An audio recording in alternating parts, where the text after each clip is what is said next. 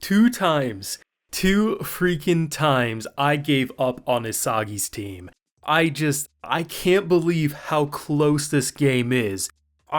The first moment when it looked like, okay, we got this, Rin comes in demon mode, I'm like, I give up, you're right, Rin, let's just call you daddy, he clearly has the field all to himself. Okay, Isagi actually had a sneak attack plan that entire time. I should never give up on Isagi, the boy bounces back more than anyone. But I have to admit, even though I've been saying it's anyone's game since it started up, it was very evenly split. When someone got ahead, you knew damn well they could easily bounce back.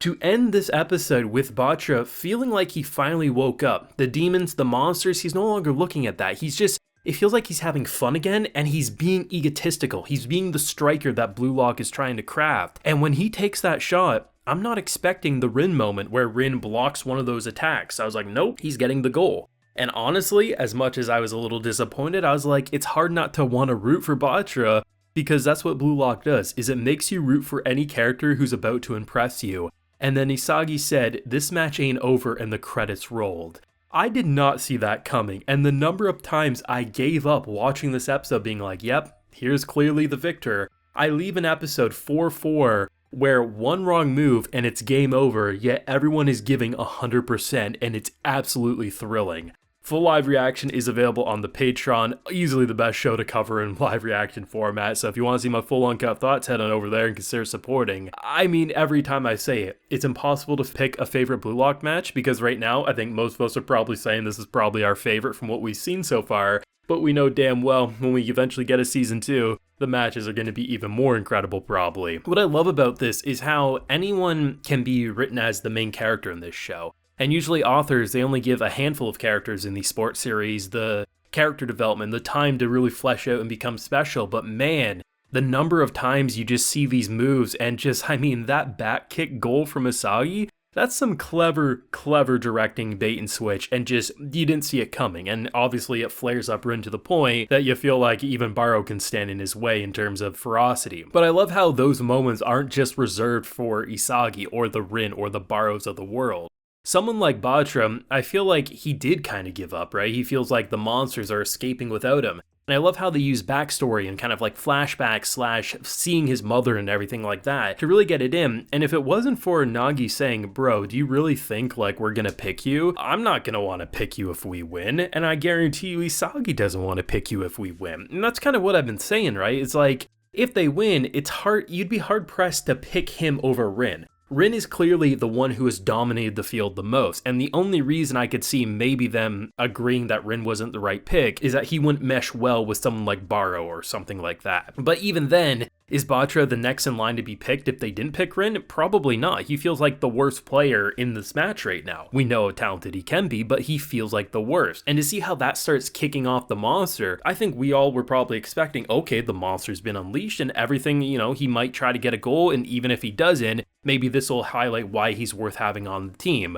But the idea of almost burying the monster and just removing him and no longer chasing after that monster and having it cloud your vision, it felt like he was a completely different person. And the way, there was 3 of them on him, and he was bouncing, he looked like a lizard at one point, his tongue was doing weird things, and he just skated by like he was butter just sliding through a door crack. Like, I don't know how he managed, but he did so. And seriously, the fact that Isagi, MVP right now, like seriously, I'm not saying Baro's not talented, I'm not saying Nagi's not talented, or even Chigiri, they all are insanely talented, but it's hard not to say that he's clearly the standout player in this match, because the way he's able to break down these playstyles, the formulas, and adjust so quickly, like that back kick goal that he did, I mean, seriously, any other person tries that easily could have lost him the game, but the fact that he was able to adjust multiple times to do that, and just the fact that his mind works in such a way, there's 2 options that they go about this, right? If Isagi's team loses, they have to pick Isagi. Not only just because he's the main character, we need to obviously adjust the focal point into a different team to keep things fresh, but also if we were to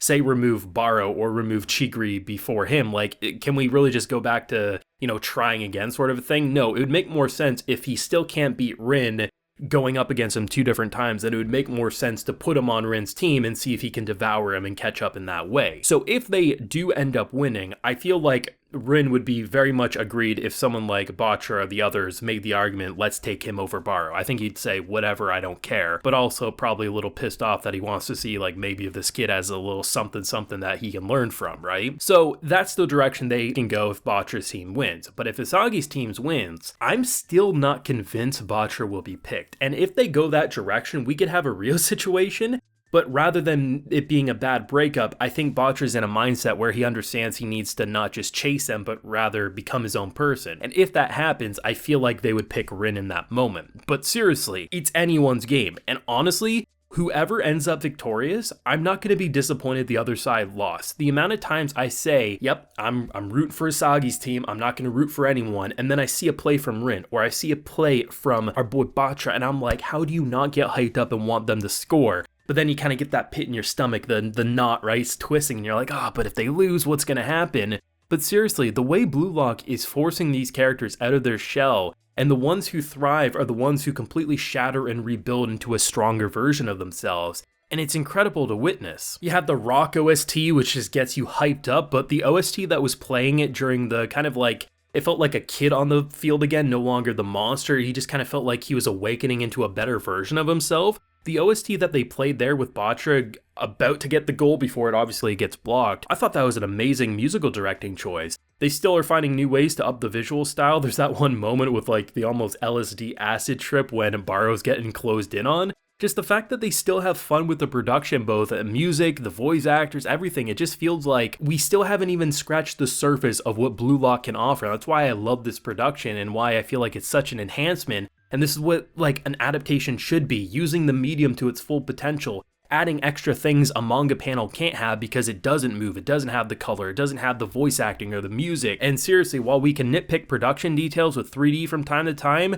the overall package of Blue Lock is such a good anime adaptation in my opinion. 2 episodes to go as we hopefully wait for season 2 in the not so distant future. Man, I really thought we were ending this match. I thought we were gonna end who clearly would win. We'd come into next week, we'd pick our person, and instead, Blue Lock said, nope, this last goal we're not given easy, and man, is it anyone's game. I absolutely love how Blue Lock is so unpredictable and how any character can feel like the main character. The fact that the author wrote each character to feel just as important as our main character Isagi is absolutely fantastic. This is an absolutely incredible sports series, and I'm sticking with my thoughts that I was saying pretty much from the first few episodes. I found my new favorite sports series for an anime hands down. But thoughts and feelings yourself down below. Drop a like if you enjoyed, subscribe if you're new around here, ring that bell so you can get notified when I upload on the channel. And of course, as I mentioned, I have that full live reaction available on my Patreon. And while you're there, you can also get yourself a video shoutout. So today we have Andre,